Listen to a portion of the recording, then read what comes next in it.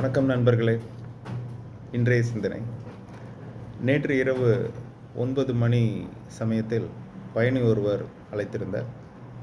அப்பொழுது அவரை பிக்கப் செய்யும் இடத்திற்கு சென்றவுடன் அவர் தனது கையில் 2 நாய்க்குட்டிகளையும் வைத்திருந்தார். நண்பர்களை, ஒரு விஷயம் நான் பதிவு செய்ய விரும்புவது, நீங்கள் உங்கள் செல்ல பிராணிகளுடன் பயணம் செய்ய விரும்பினால் உபேரில் அதற்குரிய தனி ஆப்ஷன் இருக்கிறது, உபேர் பெட். எனவே நீங்கள் உங்கள் செல்ல பிராணிகளுடன் பயணம் செய்யும்போது அந்த பயணத்தை குறிப்பிட்டு நீங்கள் பயணம் மேற்கொண்டால் எனக்கு எந்தவித பிரச்சனையும் கிடையாது. எதுவுமே முன்னறிவிப்பு செய்யாமல் இரவு நேரத்தில் நான் பிக்கப் செய்ய செல்லும்போது 2 செல்ல பிராணிகளையும் எடுத்துக்கொண்டு வந்தார்கள். இரவு நேரம் என்பதாலும் அவர் ஒரு மகளிர், அந்த இடம் சரியான இடம் இல்லை என்பதாலும் நான் மனிதாபிமான முறையில் அவரை ஏற்றிக்கொண்டு அவரை சரியான இடத்தில் இறக்கிவிட்டேன்.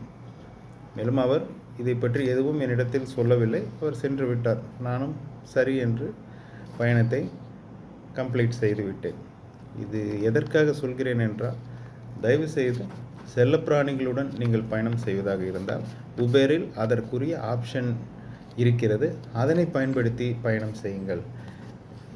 ஏன் என்று கேட்டால், இந்த பயணியை இறக்கிவிட்ட பிறகு நான் காரை சுத்தம் செய்வதற்காக 5 நிமிடங்கள் செலவிட வேண்டியிருக்கிறது. மேலும் இரவு பிஸியான நேரம் என்பதனால் 6 மணியிலிருந்து 10 மணி வரை ஞாயிற்றுக்கிழமை மிகவும் பரபரப்பாக இருக்கும். அடுத்த பயணியை காரில் ஏற்றும்போது காரை சுத்தம் செய்யாமல் அவர் வந்தால், காரில் செல்ல பிராணிகளுடைய முடி முதலியவை இருந்தால் அது எனக்கும் மனது கஷ்டமாக இருக்கும், பயணிகளுக்கும் ஒரு அசௌகரியத்தை ஏற்படுத்தும்.